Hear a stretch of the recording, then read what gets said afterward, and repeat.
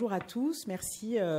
L'assurance retraite et le PRIF sont ravis de vous accueillir pour cette conférence La retraite, conservez votre élan pour rester actif dans la société. Donc moi je suis Judith Aditsea METP du PRIF, Prévention Retraite Île-de-France, et nous proposons des actions de prévention en faveur du bien vieillir en Île-de-France, et puis avec également une volonté forte, celle de contribuer à changer le regard que la société porte sur les retraités. Cette mission, nous la portons avec les partenaires du réseau du PRIF, ainsi qu'avec d'autres partenaires à nos côtés aujourd'hui.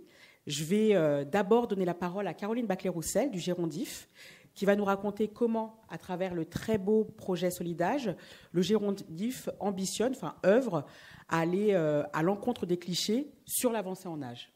Caroline. Merci Judith. Alors je vais en parallèle pouvoir vous... D'accord, ça y est, je vois. Alors, je suis désolée, je vais devoir me lever pour surveiller les diapositives. Merci de m'avoir proposé de venir parler de Solidage aujourd'hui. Merci. Et de pouvoir, du coup, faire un petit peu le point sur cette question de l'image des seniors, de l'image de la vieillesse, du vieillissement. Le constat, c'est qu'on vit quand même de plus en plus vieux. Le nombre de personnes âgées augmente considérablement. Puis en parallèle et en conséquence de tout ça, il y a aussi une nette amélioration de la santé, une augmentation du niveau d'activité des retraités, des seniors, qui n'ont de cesse d'avoir des activités et des passions à développer. Et tout ça se complète de tout un tas d'autres changements très positifs avec l'âge, très positifs dans la génération des plus de 60-65 ans. Et de façon paradoxale, ou pas, on peut se poser la question, en tout cas, les clichés associés à la vieillesse et au vieillissement restent extrêmement solides, sont extrêmement nombreux et sont la source de discrimination liée à l'âge qui vont avoir un impact, on va en parler certainement après, mais qui semblent de plus en plus prononcés. Donc ce qui est tout à fait étonnant, c'est qu'on vit de plus en plus vieux, il y a de plus en plus de seniors, ils vont de mieux en mieux, ils font de plus en plus de choses, et pour autant, la société continue d'avoir des clichés plutôt négatifs. Alors, c'est pas très étonnant, on est dans une société qui valorise surtout la jeunesse, surtout la performance, la beauté. Donc, c'est vrai que ça s'explique certainement comme ça. Alors, moi, ce que je voudrais, c'est faire avec vous un petit jeu. J'ai préparé, alors c'est très modeste, ce petit jeu. J'ai préparé un petit jeu dans lequel j'ai essayé de rassembler les clichés les plus fréquents que l'on rencontre à propos de l'âge, les plus courants. Alors, ils sont loin d'être exhaustifs. J'en ai sélectionné 9 parmi les plus importants. Et alors, je vous propose un petit jeu. Je vous les présente. Je présente sous la forme une première petite icône. Et je voudrais que vous me trouviez le cliché qui est associé à cette représentation-là. À votre avis, qu'est-ce qu'on dit ? Exactement. Qu'est-ce qu'on dit ? On dit, oui, forcément, avec l'âge, on devient gaga, on perd la mémoire. Voilà le genre d'idées qui continue d'être extrêmement solide aujourd'hui. Allez, un deuxième. Qui trouvera celui-ci ? Comment ? Non, alors non, contre toute attente, c'est un ordinateur. C'est ça. Les seniors ne comprennent rien à l'informatique, ils ne sont pas du tout connectés. Ce qui... que certains seniors sont des anciens informaticiens. Exactement. Non, mais voilà tous ces clichés. Vous voyez, on peut les démonter très facilement. Et c'est vrai que peut-être que ça concerne les personnes âgées, très âgées, parce que c'est vrai que les plus de 90-95 ans sont probablement beaucoup moins à l'aise que vous ne l'êtes avec l'informatique. Mais il faut arrêter de dire que les seniors n'y comprennent rien à l'informatique. Ils ont travaillé avec l'informatique pour une grande partie d'entre eux. Donc voilà, ça c'était le deuxième. Alors, un petit troisième. Celui-ci, il vous parle de quoi ?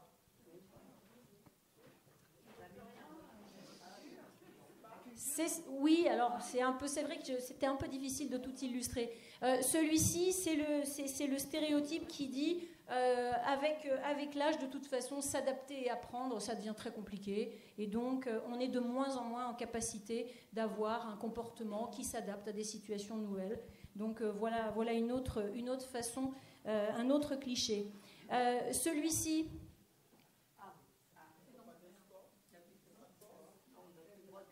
C'est ça, exactement. À un moment, il faut s'arrêter quand même, hein, messieurs, dames. Voilà, il faut arrêter de faire... Alors, la gym douce, tout ça, mais le sport, vraiment, il y a des choses... alors, certes, ça peut être déconseillé dans certaines situations. Évidemment qu'il faut être vigilant et faire attention.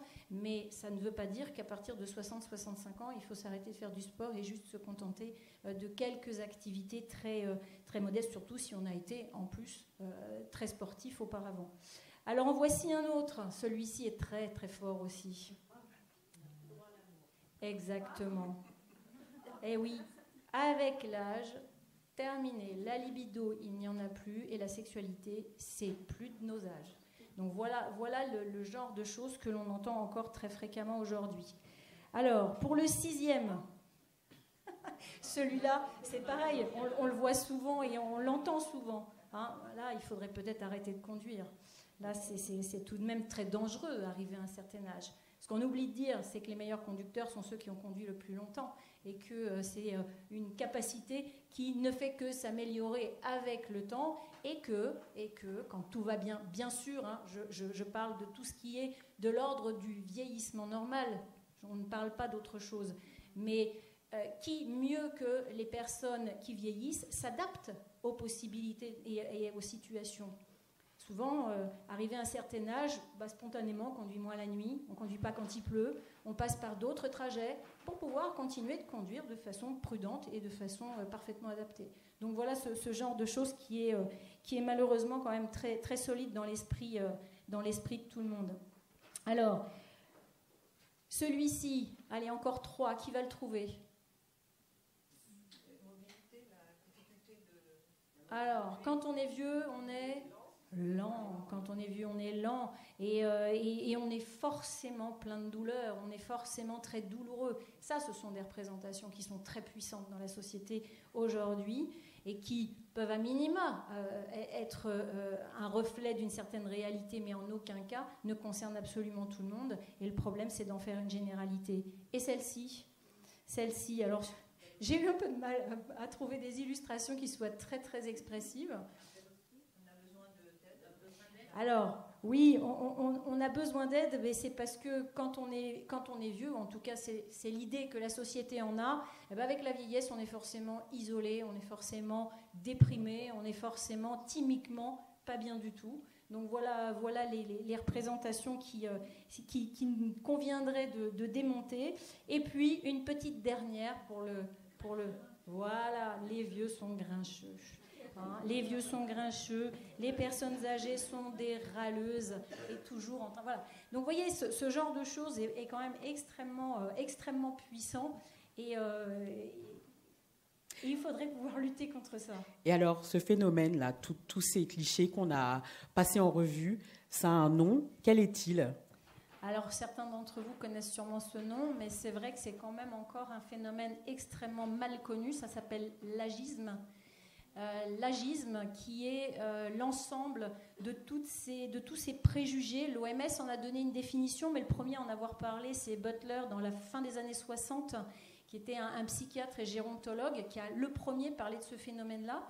Et donc, ça a été ensuite repris. La définition, c'est que ça regroupe l'ensemble de tous les préjugés que l'on peut avoir, les comportements discriminatoires envers les personnes ou des groupes de personnes en raison de leur âge. Et comme tout préjugé, comme toute discrimination, ça va entraîner des préjudices, des injustices, des désavantages. Et quels sont ces effets sur les individus qui souffrent de cette discrimination, tant à l'échelle personnelle qu'à l'échelle collective ? Alors les effets sont extrêmement importants. Il faut savoir que c'est quand même un phénomène extrêmement sournois et insidieux. Ça s'immisce partout, hein, dans les pensées de chacun. Même quand on lutte contre ça, on a toujours cette petite idée qui revient. Et dans l'esprit de beaucoup, c'est très très puissant. C'est mal connu. Nous, on avait fait un baromètre à Gérondif qui avait retrouvé que sur un échantillon représentatif de la population francilienne, seulement 1 personne sur 10 connaissait le mot agisme. Hein, donc c'est vraiment extrêmement mal connu. Et pourtant, c'est extrêmement fréquent parce qu'une autre étude très sérieuse qui a été menée de façon internationale a permis de retrouver que, et c'est récent, c'est en 2020, donc c'est pas quelque chose d'ancien, a permis de retrouver qu'une personne sur deux reconnaît avoir des attitudes agistes. Une personne sur deux reconnaît. Et puis il y a tous ceux qui ne reconnaissent pas. Donc j'imagine très bien que ça doit être bien plus élevé que ça. Alors les effets, ils sont très importants, ils sont dans différents secteurs. Ils sont graves et c'est vrai que c'est peut-être ça aussi qu'il faudrait mettre en avant de façon très marquée. Et ça a un impact sur toutes les générations. Ça n'a pas un impact que sur les générations les plus âgées. Au niveau des individus, ça a un impact sur la santé physique et sur la santé mentale, psychique. Au niveau de la santé physique, quand on est victime de ce genre de comportement, ça génère du stress. Le stress, c'est pas bon pour le système cardiovasculaire. Donc, on a des études scientifiques très sérieuses ont réussi à montrer un lien et une augmentation du risque de maladies cardiovasculaires lorsque les personnes sont soumises à des attitudes et à des comportements agistes. D'autres études non moins sérieuses ont montré qu'il y avait un lien aussi avec une baisse des capacités de mémoire. Donc, être soumis à des attitudes et des comportements agistes augmente le risque de maladie de la mémoire. Donc ça, c'est également prouvé. Et puis, toutes ces conséquences sur la santé physique, ça diminue l'espérance de vie. Et l'OMS signale à travers une étude que dans les sociétés où l'agisme est très important, les personnes ont une espérance de vie réduite de 7 ans et demi par rapport à d'autres qui ne sont pas soumises à ça. Donc 7 ans et demi d'espérance de vie, c'est quand même énorme. Ça permet de mesurer l'influence et l'impact de ce phénomène. Sur la santé psychologique, on prend aussi ces sources de dépression, ces sources d'anxiété, et forcément de confiance en soi, d'estime de soi. Si on n'est pas désiré et si on pense que tout le monde va avoir une idée négative de nous, forcément on ne va pas se mettre en avant, on ne va pas prendre des initiatives, on ne va pas se sentir à l'aise et du coup on va peut-être se recroqueviller un petit peu et s'isoler parce que du coup c'est un facteur d'isolement. Un chiffre important aussi, l'OMS toujours estime que dans le monde, 6,3 millions de cas de dépression pourraient être dus à l'agisme. Donc c'est quand même un chiffre aussi très important. Puis au niveau collectif, je ne parlais que d'un effet peut-être, mais non moins important, c'est des conséquences économiques. Parce que si ça déclenche toutes ces maladies et tous ces problèmes de santé, forcément ça implique des dépenses de santé qui pourraient être évitées. Et est-ce que vous avez des exemples concrets à nous livrer, des exemples des manifestations de l'agisme dans la société ? Oui, tout le temps. Quand vous allez au supermarché, que vous entendez les gens dire « Ah, mais qu'est-ce qu'elle fait là, à l'heure de pointe ?» ou dans le bus, voilà, ça c'est typiquement un comportement agiste. Sur les générations de seniors plus jeunes, l'agisme est très fort au travail, par exemple. On vous met vite de côté. Dès que vous avez passé une certaine limite d'âge, vous n'êtes à leur idée plus performant, plus rentable et donc mis sur la touche très vite. Voilà deux exemples qui sont dans deux secteurs différents, mais je pense que vous en auriez des tas aussi à donner. Et alors comment on peut lutter contre ça ? Parce qu'à l'échelle de chacun, comment on peut lutter contre ça ? Et est-ce que c'est compliqué de lutter contre l'agisme ? Alors oui, c'est compliqué. C'est compliqué parce que, comme je vous le disais tout à l'heure, déjà, c'est mal connu. Déjà, les 9/10 de la population ne connaissent même pas le mot. Donc, comment lutter contre quelque chose si on ne peut même pas le nommer déjà au départ ? Donc, la première chose importante, ça va être surtout de lutter contre le déni de la société à propos de ce phénomène. La société dénie complètement cette chose-là, elle ne veut pas le voir, donc il va falloir lui mettre sous les yeux et pouvoir faire reconnaître l'existence de l'agisme. Ça passe par la connaissance du mot, donc il faut en parler autour de nous, on est tous des ambassadeurs de ça, on peut tous à un moment donné dire « Ah, au fait, tu connais, moi, l'agisme, qu'est-ce que c'est ?» On connaît le sexisme, on connaît le racisme, et on doit connaître aussi l'agisme, qui est une forme de discrimination. Et donc il faut communiquer beaucoup. Alors nous, à Gérondif, on s'est mis en action parce que c'est une cause et quelque chose de très important. Donc on a construit avec les personnes âgées d'Île-de-France, on a construit une campagne de communication. Je vous en ai mis un exemple ici. Je vous ai apporté, j'ai eu du mal à le déplier, mais le kakémono est là. Il y a toute une campagne de communication justement pour lutter contre l'agisme. Et donc, ça va permettre, nous l'espérons, et si dans la salle, vous pouvez vous faire les relais de cette campagne de communication, on pourra à Gérondif vous donner tous les moyens pour accéder à tous ces outils, pour les publier, pour les imprimer, pour les afficher. Il y a vraiment quelque chose de très important qui a été construit. Et puis, donc, développer la communication, faire connaître le mot. Le troisième élément, je pense, parmi les plus importants, c'est de solliciter et de faire toujours participer les personnes concernées par donc les plus de 60-65 ans. J'aime pas trop donner cette barrière d'âge, mais bon, en tout cas, faire participer les citoyens âgés dans toutes les instances décisionnelles. Il faut absolument que tout le monde puisse donner son avis et ne rien décider pour les personnes âgées sans les personnes âgées. Ça, c'est extrêmement important. Et puis, multiplier sans modération toutes les rencontres entre les vieux, les moins vieux, les jeunes, les moins jeunes, toutes les générations. Juste pour finir, parce que j'ai peut-être été un peu longue, mais il faut savoir quand même que les représentations que l'on a, quel que soit le sujet, sont ancrées très tôt dans l'existence. Et à l'adolescence, les représentations sont déjà bien ancrées dans l'esprit des gens. Et donc, il faut absolument agir avant. Il faut qu'on arrive à l'adolescence et que les ados arrivent avec l'idée que vieillir, c'est chouette, que vieillir, c'est bien, et qu'on connaît des personnes qui vieillissent et qui sont super dynamiques, super intéressantes, et qu'elles aient envie d'aller les rencontrer, envie d'aller vers elles pour pouvoir elles-mêmes aussi mieux se projeter aussi dans le vieillissement. Comment avoir envie de vieillir si on en a une image négative? Donc ça, en fait, c'est un travail de très longue haleine, c'est du temps long, mais ce temps long, voilà, il faut bien que ça démarre, donc il faut y aller. Il faut lutter. Merci beaucoup, Caroline. Bravo vraiment pour cette campagne. Je pense que c'est unanime. Et je vous invite à la découvrir sur solidage-idf.org. Vous avez des petits films, des affiches, etc. Donc, je vous invite à aller la découvrir et, comme le disait Caroline, de la partager, d'en être le relais. Voilà, merci beaucoup. On va désormais écouter Thérèse Autebeau et Marie-Eugène Zozor qui vont nous parler d'un lieu qui permet aux seniors de rester actifs, les centres sociaux. Alors, mesdames, je vais vous donner la parole. Vous êtes vous êtes voisines, vous venez du centre social L'Escale qui se trouve juste à côté à Vanves. Et alors, j'ai une première question à vous poser. Qu'est-ce qu'un centre social ? Alors, c'est un lieu de rencontre. Prenez le micro. Oui, c'est un lieu de rencontre de la population qui peut y accéder quand ils en éprouvent le besoin, quand ils connaissent l'existence de cet organisme. Et l'intérêt de ce lieu, il est vraiment intergénérationnel. Il y a des activités aussi bien pour les très jeunes que pour les personnes âgées qui ont des activités qui sont proposées en fonction de leurs désirs et justement rester actifs dans la société. Très bien, merci pour ce témoignage. Qu'est-ce que cela vous apporte au quotidien de fréquenter ce centre social et d'y être, d'y faire des activités ? Allez-y, prenez le micro. Enfin, moi, plutôt que la question « qu'est-ce qu'on y fait ?», j'ai envie de dire plutôt « qu'est-ce qu'on y vit ?»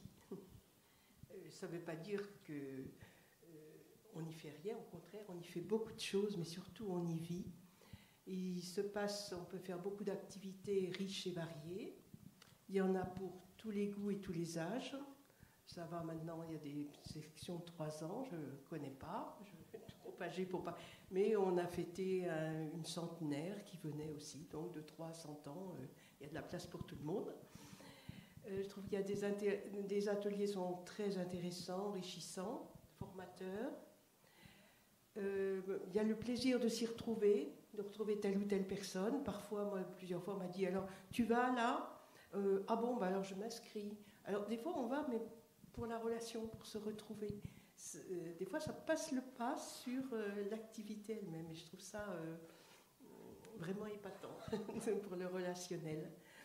Alors là, je peux dire, moi, ce que j'ai pu expérimenter. Enfin, pour ma part, j'ai l'expérience de belles amitiés. Bon, il n'y en a pas des masses, il y a des belles relations, des belles amitiés, il y en a moins, mais c'est très riche aussi.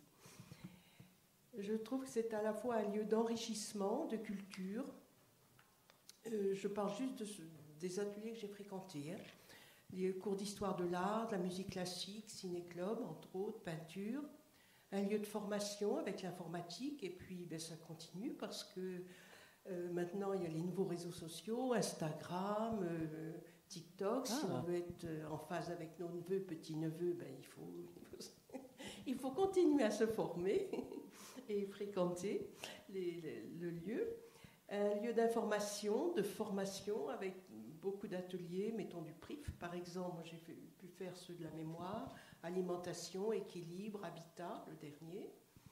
Lieu où on entretient la forme, avec des activités physiques diverses et variées. J'y ai fait du tai chi, de la gym douce, atelier de sophrologie, naturaux. Lieu d'attention et d'écoute. Il y a régulièrement une table ronde avec une psy. Et j'ajouterais, sans compter les animateurs qui sont discrets, mais toujours attentifs, et c'est précieux. Un lieu de plaisir partagé, jeux de cartes, cuisine, autres, repas partagés. Un lieu d'ouverture, de convivialité, d'évolution. Il y a les sorties, les découvertes et rencontres de nouvelles personnes, des nouveaux lieux, des journées pique-niques. Là, cette année, avec la Semaine Bleue, il y a eu un escape game, je vais sans doute mal le dire, mais avec des jeunes. C'est très bien jeunes dit. Et anciens. Pour moi, c'était une découverte. Et je ne l'aurais jamais fait sans l'escale. Mais c'est aussi un lieu, mais je n'ai pas expérimenté, d'aide sociale avec des permanences, avec un conseil, conciliateur de justice, suivi scolaire, aide aux démarches en ligne, alphabétisation, mais je ne connais pas. Mais je sais que ça existe, et avec des personnes qui trouvent ça très très précieux. Enfin, voilà, pour résumer, je dirais que pour ma part, c'est un lieu de vie tout à fait exceptionnel. Au fil du temps, puisque maintenant ça fait 22 ans depuis l'ouverture que je fréquente, je peux dire que c'est devenu ma famille et qu'on y vit beaucoup plus que ce que l'on y fait. Très bien, merci pour ce beau témoignage. Je pense qu'on est tous d'accord. On est tous d'accord pour dire, et ça fait le lien avec la prise de parole de Caroline tout à l'heure, que vous faites vraiment mentir les clichés. Hein. Vous êtes très actifs, vous faites beaucoup de choses dans le cadre de cette fédération sociale. Et je voulais savoir comment vous, toutes les deux, vous y êtes impliquées. Vous venez de dérouler beaucoup d'activités que vous y vivez. Est-ce que vous pouvez nous en dire plus sur votre implication, vous, personnelle, dans ce centre social? Alors, dès ma mise à la retraite, je me suis inscrite aux ateliers d'informatique, et par ce biais-là, j'ai eu connaissance de ce qui se passait dans ce centre social. Et j'y ai donc connu les ateliers de dessin-peinture, où je suis inscrite depuis, et grâce à ça, j'ai fait des progrès vraiment notables dans cette discipline. Ensuite, je me suis inscrite au yoga, donc entretien du corps et entretien de l'esprit également. Et comment je m'implique? J'ai eu une demande par rapport aux espaces verts de l'Escale, une proposition de m'impliquer dans l'entretien d'un de ces espaces. Et depuis je m'en occupe. Et là, dans les projets, il y a ce qui m'intéresse beaucoup. Ah oui, j'ai aussi partagé les instants de réflexion dans Café Philo, et ça m'intéresse beaucoup. Et dans les projets, il y a justement une instance de rencontre avec les citoyens qui va être, j'espère, mise en place pour justement réfléchir sur des préoccupations ou d'actualité. Très bien. Merci à vous. Merci beaucoup. Je pense qu'on est tous d'accord pour dire que ce sont deux témoignages qui illustrent vraiment l'importance de la place des seniors dans la société. Et cette place, c'est aussi être engagé et continuer à avoir des activités pour rester acteur de sa vie. Et pour les activités qui permettent de rester acteur et d'agir auprès des autres, nous allons désormais échanger avec M. Patrick Clément de l'Outil en main, qui va nous présenter ce qu'il fait chez l'Outil en main. Donc déjà, qu'est-ce que l'Outil en main ?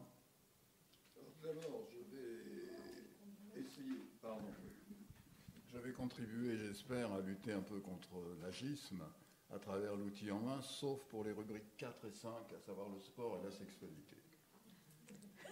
J'en suis désolé. L'outil en main.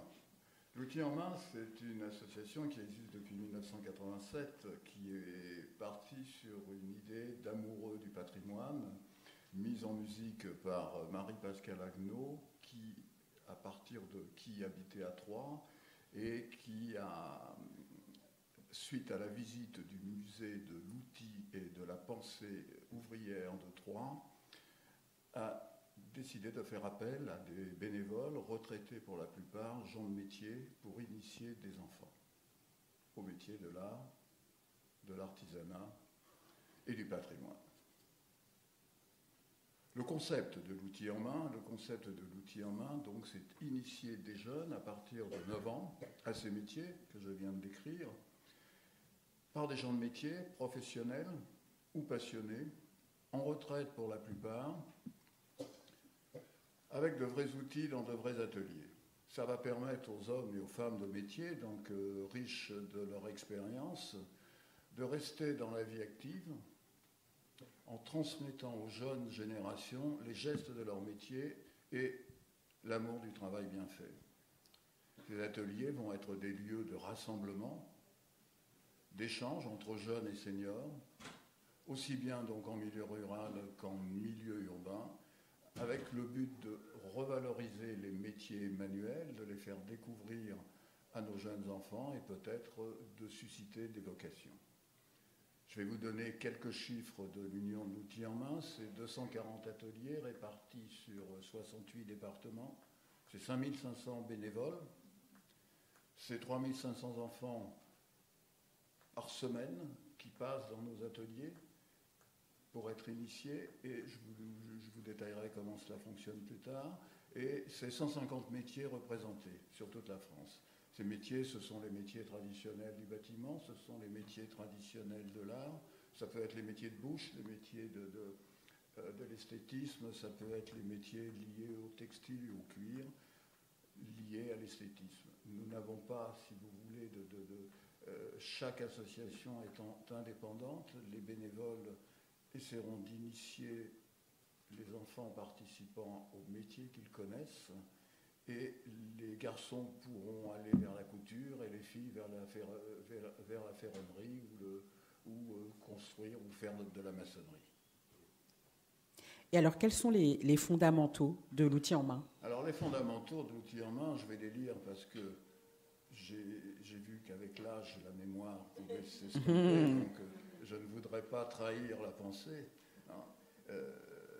Donc, c'est initier les enfants à la connaissance et à la pratique des métiers, c'est développer leur dextérité manuelle, découvrir et travailler la matière, élaborer et réaliser un bel ouvrage. Chaque enfant, au cours de son passage dans un atelier de l'outil en main, va réaliser une œuvre, et cette œuvre, il repartira avec. Apprendre le respect de l'outil et du travail bien fait, c'est une notion qui me tient à cœur. Éveiller leur regard, les sensibiliser à leur environnement architectural et à la valeur de notre patrimoine. Découvrir et se découvrir en prenant confiance en soi, susciter des vocations, je vous en parlais précédemment. Les enfants en déshérence scolaire peuvent être en recherche d'orientation. Et ils ont du mal à savoir vers quelle profession ils peuvent se diriger puisqu'ils ne les connaissent pas. Un passage dans l'outil en main peut leur faire découvrir justement ces métiers manuels, ces métiers de l'artisanat, et les orienter et peut-être en faire des vrais professionnels dans l'avenir. Également, ça nous permet de maintenir un lien intergénérationnel. Nos enfants, à partir de 9 ans, de seniors en retraite, avec tous les intermédiaires qu'il peut y avoir. Je cite juste un exemple aussi, des ateliers qui vont vers vers quelque chose qui me tient à cœur. La semaine prochaine, on va inaugurer à Louviers, dans l'Eure, un atelier qui reçoit le mercredi matin des enfants autistes. Vous voyez, nous sommes vraiment dans l'intergénérationnel, dans le don de soi-même et dans la transmission. Et bien sûr, mieux vivre ensemble et participer au bien vieillir, mais je ne vais pas refaire l'intervention de ma voisine. Et alors, comment vous définiriez l'action de l'outil en main? Alors, par 6 mots, en fait. 6 mots. Transmettre, intergénération, partager, convivialité, lien social, apprendre. Transmettre, je pense que vous l'avez compris, transmettre, nos bénévoles veulent transmettre leurs valeurs, leurs métiers, leurs gestes à des enfants à partir de 9 ans. À partir de 9 ans. Il n'y a pas de limite. Même si vous avez 50 ans, 60 ans, vous pouvez, si vous êtes accepté dans ces ateliers, apprendre ces gestes. L'intergénération, je pense que nous venons d'en parler. Toutes les générations sont représentées dans nos ateliers. Le partage, c'est le partage entre bénévoles. Les bénévoles sont dans les mêmes ateliers, ils partagent leurs connaissances entre eux, ils s'entraident aussi entre eux. Et la convivialité, elle est évidente, puisque dans les ateliers, les bénévoles se réunissent et s'échangent entre eux. L'union est organisée donc en nationale, régionale, départementale. Des réunions interdépartementales, interrégionales, nationales et inter-ateliers sont organisés pour que les bénévoles échangent leurs expériences. Le lien social est fort parce que tous nos ateliers sont en étroite collaboration avec les municipalités dans lesquelles ils travaillent, on va dire. Donc le lien social est fort avec les élus, avec les enseignants, avec les enfants et avec les parents des enfants. Et enfin, apprendre parce que des bénévoles, on parlait tout à l'heure de l'informatique, des bénévoles ne sont pas au fait de l'informatique, des bénévoles sont au fait de l'informatique, ils vont pouvoir s'entraider, apprendre ensemble. Des bénévoles ne sont pas des électriciens, mais des informaticiens. Ils vont pouvoir apprendre aussi entre eux l'électricité. Très bien. Voilà comment on pourrait définir ces 6 mots. Très bien. Et alors, quels sont les bénéfices que vous pourriez communiquer aux personnes qui nous écoutent? Quels sont les bénéfices pour un retraité de venir à l'outil en main? Faire une transition simple entre la vie active et la retraite, faire un prolongement peut-être aussi bien souvent de son métier. Les ateliers étant de véritables lieux d'échange intergénérationnel, ne plus être coupés, ne plus justement craindre cet agisme, être regardé comme un vieux. Avoir une activité de transmission, transmettre son savoir, c'est extrêmement valorisant pour les personnes âgées ou pour les retraités, on va dire. Créer du lien entre bénévoles, nous venons d'en parler, et encourager l'inclusion numérique. Et en conclusion, je pourrais dire que je suis peut-être un exemple de ce que je viens de dire. Je suis retraité, j'ai 70 ans, et je suis là aujourd'hui, dans l'intergénération, et j'espère avoir transmis mon envie de vous faire participer, vous retraités et futurs retraités, à nos ateliers. Je vous remercie. Merci beaucoup. Peut-être Patrick, en quelques mots, comment on fait pour s'inscrire à l'outil en main? Comment on fait? Si vous avez envie de participer à l'outil en main, déjà nous avons un site internet www.loutienmain.fr et sinon, nous sommes organisés donc comme je vous l'ai dit en région, département. Vous avez forcément, si vous êtes francilien, adressez-vous à moi. Si vous êtes en région, vous trouverez sur notre site internet les ateliers et les délégués départementaux et régionaux qui pourront vous mettre en relation avec les ateliers. Vous avez envie de créer un atelier d'outils en main, venez me voir, je vous donnerai mes coordonnées à la fin de la séance avec très grand plaisir.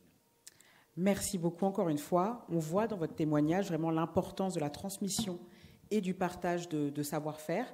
La transmission et le partage sont évidemment très importantes dans le bien vieillir et ça passe aussi par les émotions. Et pour parler de cela, nous allons partir du côté des rêves en compagnie de Céline Fiaudrin de Silver Alliance qui est à l'origine du projet Rêve de Senior et avec vous Anne Guichard qui a eu la chance de réaliser son rêve. Alors, c'est à vous, comment est née l'opération Rêve de Senior ? Bien, bonjour à tous et à toutes. Alors, l'opération, en fait, Rêve de Senior, c'est une opération nationale qui a donc été lancée par la Silver Alliance en 2019. Donc, la Silver Alliance, c'est la première alliance d'entreprises qui est dédiée à ce qu'on appelle le bien vieillir à domicile. Donc, ce sont des entreprises qui proposent des solutions qui permettent aux personnes, aux Français, de vivre chez elles confortablement, sereinement, le plus longtemps possible. Donc effectivement, les retraités aujourd'hui, ils sont au cœur de nos actions au quotidien. Donc on est particulièrement attentif au regard que la société peut porter sur elle. Et c'est vrai que on a constaté, et je vais rebondir sur les propos pareils de Caroline, qu'elles étaient victimes de comportements agistes. Et donc, on a eu l'idée, nous, de cette opération pour donner finalement une image positive, notamment dans les médias, de l'avancée en âge, voilà, de ne pas avoir peur de vieillir, du fait que vieillir, si je reprends des mots du jeune, c'est cool. Et donc, on s'est dit, quoi de plus universel que le thème du rêve, parce que finalement, on rêve tous, on a tous des projets. Et donc, voilà, on a créé cette opération et on a la chance, en fait, depuis le début, d'être soutenu donc, par l'assurance retraite Île-de-France qui a cru en notre projet. Et donc, aujourd'hui, c'est vrai que pour rebondir sur le côté intergénérationnel, on a la chance de pouvoir intervenir dans différents lieux. Donc, parfois, ça va être dans des collèges, dans des lycées, pour sensibiliser à l'agisme auprès des plus jeunes. On intervient aussi dans des centres sociaux pour présenter le projet et puis faire porter aussi notre message. Et donc voilà, c'est un très beau projet et on est fiers aujourd'hui de pouvoir vous en parler. Et concrètement, en quoi consiste l'opération ? Comment on fait pour réaliser son rêve de senior ? Alors, l'opération, donc, elle se déroule en plusieurs phases. Donc, tout d'abord, il y a une phase de collecte de rêves. Donc, on a mis en place des outils pour communiquer autour de cette opération. Donc, on reçoit un certain nombre de rêves. Ensuite, on va réaliser une présélection. Donc, on fait des enquêtes téléphoniques avec les personnes parce que l'idée, comme on doit être sélectif, c'est de pouvoir échanger avec la personne, de savoir quelle est son histoire, quelles sont ses motivations. Et à l'issue de cette phase qui est longue et fastidieuse, mais qui est très importante pour nous, on va réaliser une présélection qu'on va présenter à un comité de sélection. Donc aujourd'hui, en fait, le comité de sélection, il est composé de 8 retraités bénévoles. Donc l'âge, ça va donc de 60 ans à 102 ans. Ce sont tous des ambassadeurs du bien vieillir. Je vais peut-être vous en citer quelques-uns. Alors j'ai Anne qui est présente à mes côtés et à qui je vais après laisser la parole. Mais c'est vrai que voilà, dans le comité, on a différents profils. Alors ce sont des gens qui sont très investis et très engagés dans le comité, mais aussi dans leurs activités. Donc on a donc sur l'aspect un petit peu sportif, on a Bernard Gerbeau qui a 72 ans avec 3 coéquipiers sexagénaires. Ils ont traversé l'océan Atlantique à la rame. Ils ont un double record du monde. Ils sont à la fois l'équipage le plus âgé à avoir fait la traversée, mais ils sont surtout l'équipage à l'avoir fait le plus rapidement, tout âge confondu. C'est une personne assez emblématique et qui en plus se lance dans un autre projet qui est de faire une course cette fois-ci intergénérationnelle. Donc encore une fois, voilà, l'intergénérationnel, il est aussi très fort et il est porté par tous les membres du comité. Et puis on a aussi d'anciens rêveurs, parce que l'idée, c'est de pouvoir poursuivre la relation avec les personnes dont on réalise le rêve et de leur proposer d'intégrer le comité. Donc Anne a rejoint le comité, et on a aussi Maïté. Donc Maïté a 82 ans, son rêve, c'était de sauter en parachute au-dessus du bassin d'Arcachon, qui est sa région. Donc on l'a accompagnée. Alors je vous rassure, le chirurgien a dit OK, puisqu'elle avait donc 2 prothèses de hanche. Mais voilà, donc on s'assure malgré tout que tout va bien, et finalement ça a été le cas. Donc voilà, elle a sauté à l'été 2019 au-dessus du bassin d'Arcachon. Et ce qui est fort aussi, puisque l'idée aussi des rêveurs, c'est que ça devienne à leur tour finalement des ambassadeurs, et qui portent ce message de vivre, d'avoir des projets, de vivre ses rêves et de les réaliser à n'importe quel âge, quoi qu'il arrive. Et depuis que Maïté a sauté en parachute, on reçoit un nombre incalculable de personnes qui rêvent de sauter en parachute. Donc c'est pour ça aussi que c'est important d'avoir dans les médias, ou même auprès des personnes, des sortes de rôles modèles en fait, qui vont aussi inspirer à leur tour d'autres personnes.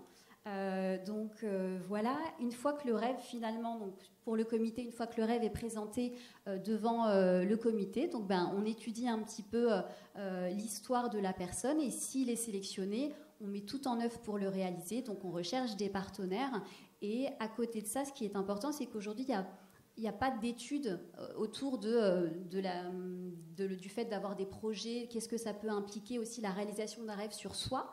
Et donc, on a lancé une étude exploratoire avec Véronique Cayado, qui est une docteure en psychologie spécialiste du vieillissement.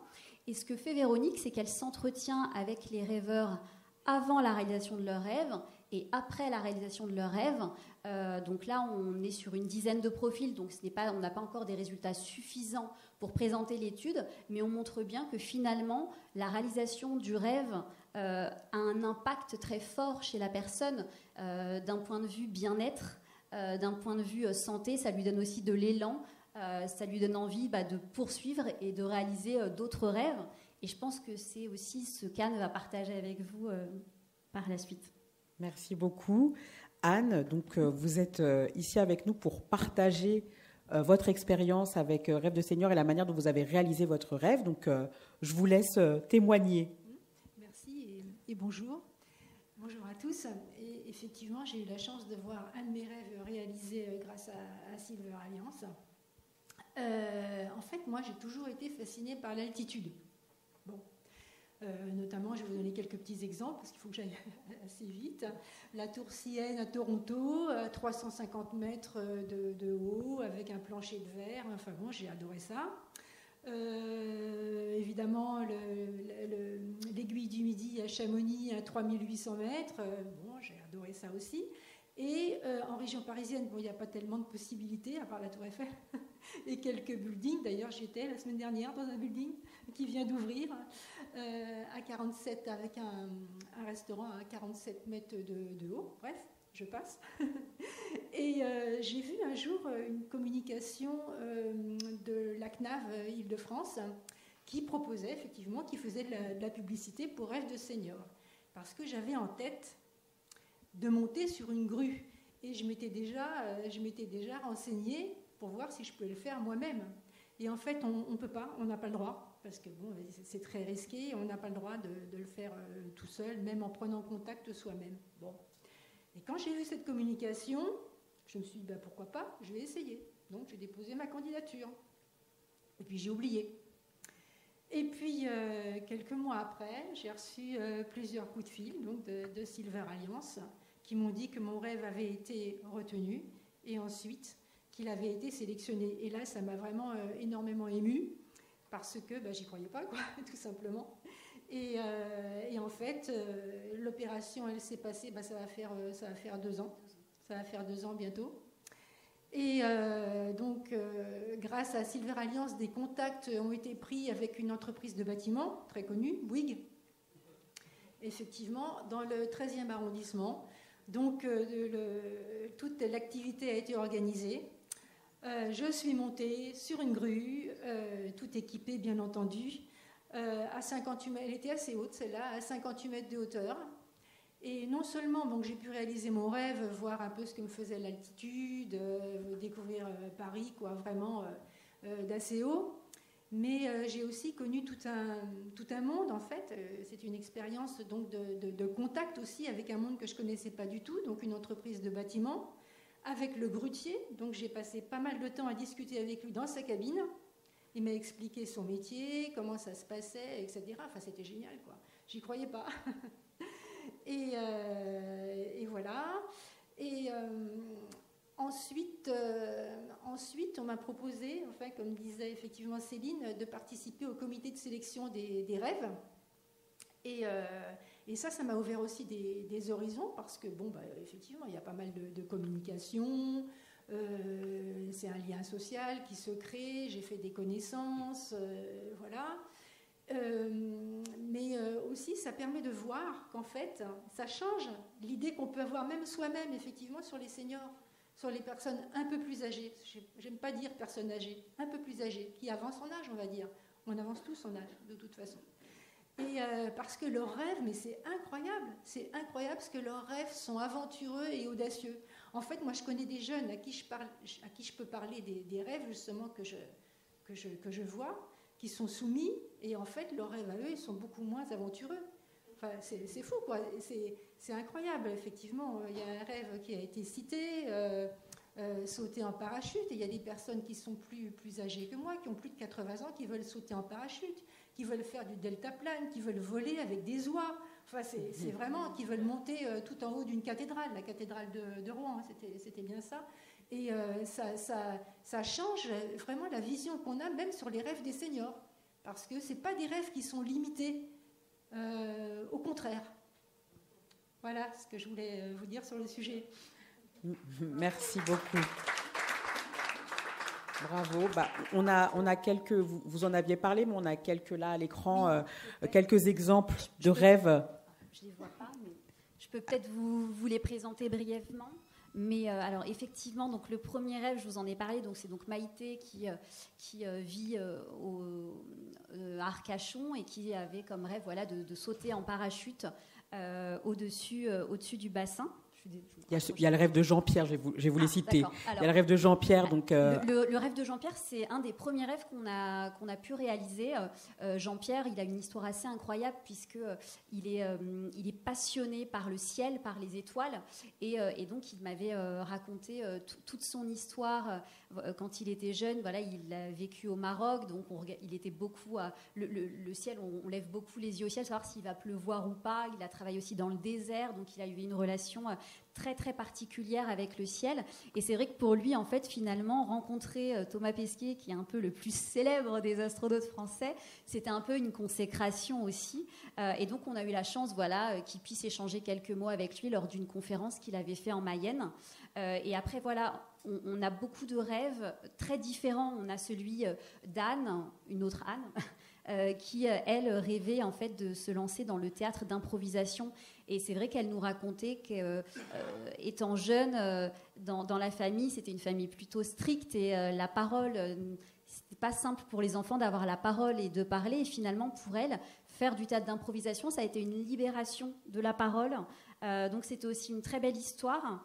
On a aussi Marie dans un tout autre domaine. Donc Marie qui est passionnée par les gorilles et qui souhaitait en fait en approcher de près. Donc elle a pu être soigneuse d'un jour grâce à la complicité du zoo de Thoiry qui nous a ouvert ses portes pendant le confinement. Donc on était seuls au parc.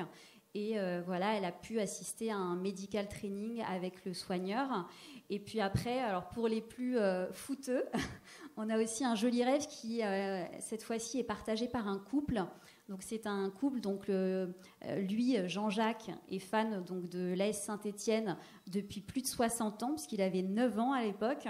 Et il a embarqué dans sa passion sa femme, Vincente. Et donc, ils vont voir tous les matchs. Donc, ils habitent dans le Var, mais ils se déplacent à Saint-Étienne à chaque fois qu'il y a un match. Et on leur a permis en fait d'entrer dans les coulisses lors d'un match. Donc ils ont pu assister à l'arrivée, à la descente des joueurs du bus. Ils ont pu ensuite monter dans le bus officiel, aller sur le terrain lors de l'échauffement des joueurs. Donc c'était aussi un grand moment pour eux. Donc voilà, c'est des rêves qui sont tout à fait différents. C'est véritablement lié à une histoire aussi personnelle. Et voilà, nous, on a ce plaisir de pouvoir les accompagner, de créer du lien avec eux et puis aussi de les suivre. Puisque, comme le dit Anne, voilà, on a eu une première rencontre il y a 2 ans et puis aujourd'hui, on est encore en contact, on se parle régulièrement. Merci beaucoup. Peut-être pour finir, Anne, quel conseil donneriez-vous aux personnes qui, dans cette salle, souhaitent réaliser leurs rêves? En quelques mots. Oui, en quelques mots, n'hésitez pas, postulez, proposez vos rêves. Ça vaut la peine, parce que moi franchement j'y croyais pas. J'ai déposé ma candidature et puis j'ai oublié, parce que bon, c'est rare finalement que ça donne suite, ce genre de choses, et ça a fonctionné quoi. J'en avais la larme à l'œil quand on m'a dit que mon rêve avait été sélectionné. Donc n'hésitez pas, osez, voilà. Quand on est un peu plus âgé, il faut oser. Très bien, merci à vous. En termes de conseils, on a également, je vous le disais au début, moi je travaille donc au PRIF, Prévention Retraite Île-de-France, et en termes de conseils, pour conserver votre élan, nous on propose un atelier qui s'appelle Atelier Tremplin du PRIF, qui sont des conseils pour une retraite active et sereine au moment du passage à la retraite, avec 5 séances qui vous permettent d'évoquer tous les aspects du bien vieillir et qui vous accompagnent aussi dans la mise en œuvre d'un projet qui vous est cher au moment du passage à la retraite. Ce parcours, cet atelier du PRIF, l'atelier tremplin, il est vu comme un premier pas vers une démarche de prévention active, parce que le parcours prévention du PRIF, c'est 10 ateliers. Donc, à partir du passage à la retraite, 10 ateliers qui proposent 10 ateliers qui proposent des actions en termes d'activité physique, donc équilibre, marche, fonction cognitive, on en parlait tout à l'heure, mémoire, santé, bien-être et forme, nutrition, numérique et aménagement du logement.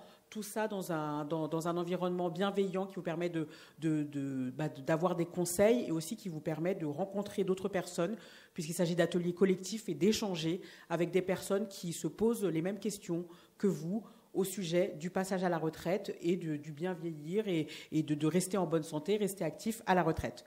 Pour vous inscrire à ces ateliers, c'est très simple. Si vous êtes retraité francilien, vous pouvez consulter le site du PRIF, donc prif.fr, ou la cartographie du site pourbienvieillir.fr. Vous envoyez un mail aux contacts d'inscription qui sont renseignés dans les différents tableaux et sur les différents sites. Et si vous ne trouvez pas de date ou de lieu qui conviennent dans la programmation, vous pouvez les consulter régulièrement, l'actualisation de ces 2 sites. Et on propose des actions en présentiel et également en distanciel. Voilà. Merci à vous. Est-ce que vous avez des questions globalement auprès de tous les intervenants qui ont partagé avec vous leur expérience, leurs expertises au sujet de la retraite et du passage à la retraite?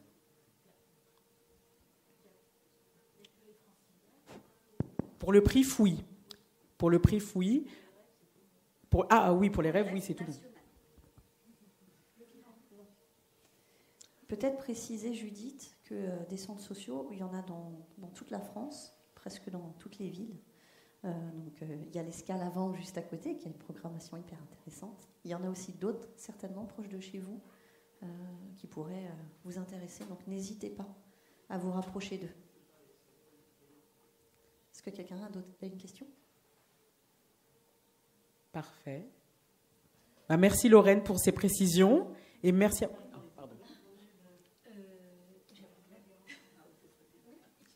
Allez-y. Bonjour tout le monde. Parce que, voilà, je voulais je ne sais pas si vous me permettez que je vous donne un peu d'expérience, ce que j'ai vécu depuis ma retraite. Parce qu'avant la retraite, 5 ans avant, je me suis préparée le soir, les cours de soir, des tas de choses pour savoir qu'est-ce que je peux faire quand j'aurai la retraite. Alors, Et parmi tous ces, en fait 5 ou 6, je les côtoyais un peu pour savoir ce que... Alors j'ai fait des danses. Alors les danses, un peu de tout, les danses, les balles et le rock et tout ça. Mais c'est mon âge, c'est 79 ans, il y a une marche pour 80 ans. Mais pour vous dire, j'ai encore fait danser les seigneurs en rock.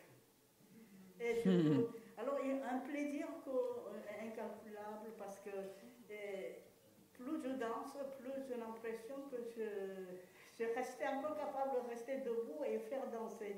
Parce qu'au début, moi, je suis allée danser, apprendre à danser, c'est à l'école, vraiment un professionnel, tout ça. Quand je suis allée dans un club senior, eh ben, c'est les seniors, parce qu'il y a beaucoup de femmes, mais les hommes, il n'y a même pas 20%. Et alors, les femmes sont tous assises, regardaient les autres danser. Alors après, elle écoutait des musiques, elle retournait. Quand j'ai vu ça, je suis retournée à l'école des danses, apprendre à guider. Alors, ce qui fait maintenant, je danse en double face. Alors, ce qui me fait beaucoup de plaisir, alors c'est les personnes âgées qui venaient danser, qui ne savaient pas danser du tout non plus, alors ils n'osaient pas. Alors, je le faisais danser chaque fois.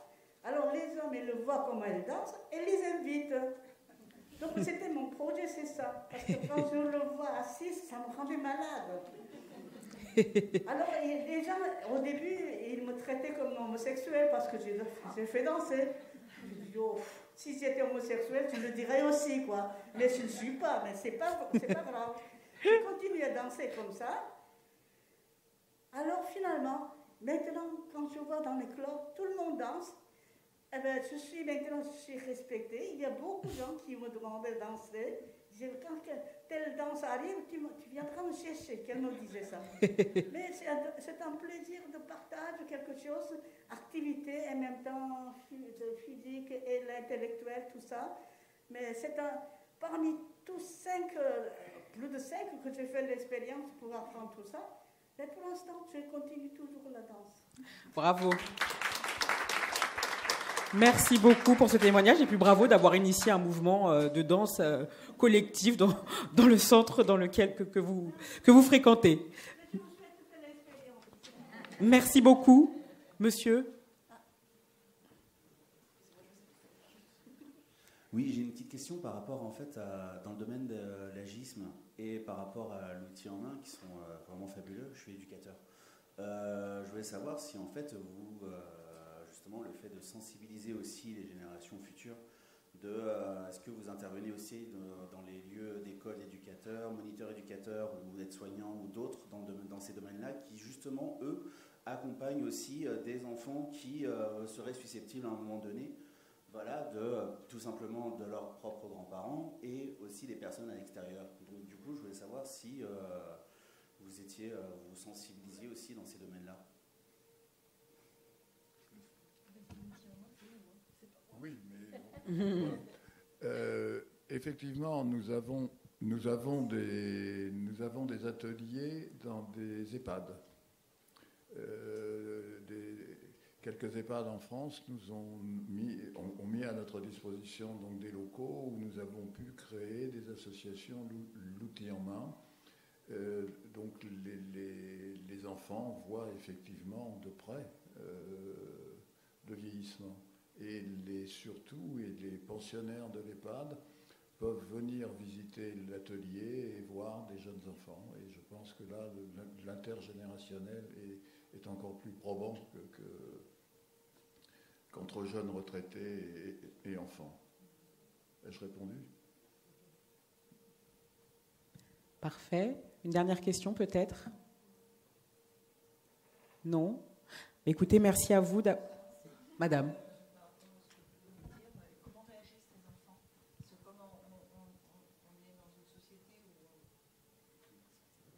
Catégorise des gens et puis qu'on les isole finalement, ce mélange il se fait peu, même s'il y a des grands-parents mais qu'on ne voit pas forcément.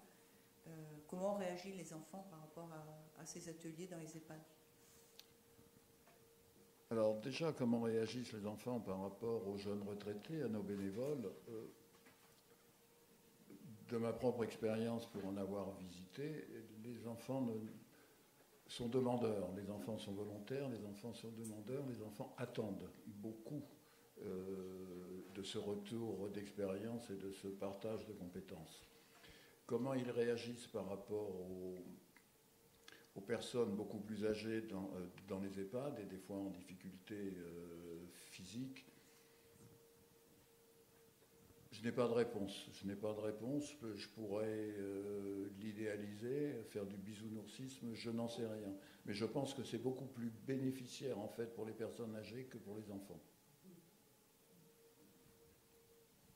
Très bien.